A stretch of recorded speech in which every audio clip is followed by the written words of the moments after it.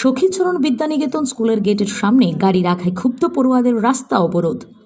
আগরতলা সখীচরণ বিদ্যানিকেতনে স্কুলের গেটের সামনে ব্লক করে রেখে বিভিন্ন ধরনের গাড়ি প্রতিবাদ জানিয়ে ছাত্রছাত্রীদের রাস্তা অবরোধ। তাদের দাবি, যতক্ষণ পর্যন্ত গেটের সামনে থেকে গাড়ি সরানো না হবে ততক্ষণ পর্যন্ত রাস্তা অবরোধ চলবে।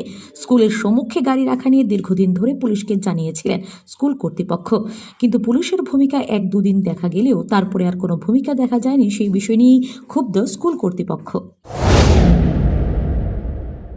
অ্যাকচুয়ালি আমার বাচ্চা প্রত্যেকদিন স্কুলে ঢুকতে পারতেছে না, প্রত্যেকদিন এখানে সুরকিগুলি রাখা হয়েছে বেআইনিভাবে। আর আমার এখানে একটা ট্রাক গাড়ি রেখে দেয় প্রত্যেকটা দিন। বাচ্চা আমরা ওই দিক দিয়ে ঘুরে ঘুরে আইতে লাগি, হ্যাঁ। আর ওই দেখেন সিমেন্ট এনে ফেলে রেখে বাচ্চা নামতে লেগে স্লিপ কেটে ফেলে যায়। কতদিন ধরে হইতে সমস্যাটা চলছে, বহুদিন যাবো চলছে না। হ্যাঁ, এটা তো 1 মাস যাবো চলছে। ট্রাফিক এর আগে ট্রাফিক কিচ্ছু কথা কিচ্ছু করে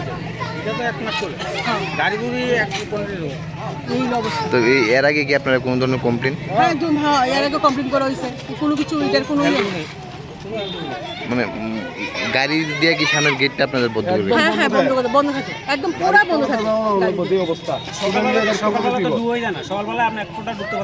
মানে থানাতে কমপ্লেন করছেন গাড়িগুলো? হয়, এর আগে আমাদের দুপুরের বাচ্চারা এরকম করছিল, 1-2 দিন ভালো আসলো, ট্রাফিক 1-2 দিন আসলো, 2 দিন পরে থেকে আবার সেম।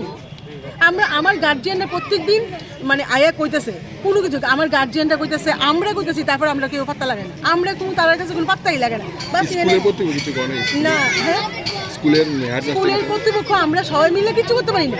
এখানে সব ব্যবসায়ীরা গাড়ি, মানে মূল সমস্যা হয়েছে গাড়ি দীর্ঘদিন ধরে এই জায়গাতে ঢুকতে পারেন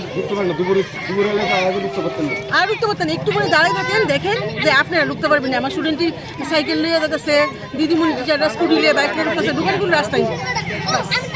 আজকে তো পুরো ঢুকতে পারতেছি না। আজকে সুরকির উপর দিয়ে গেলাম আমি আমার সব কলি। এই হলো মূল সমস্যা। এখন কি চান আপনারা? এটা যাতে না করা হয়, তাতে আমার বাচ্চা সুস্থ করে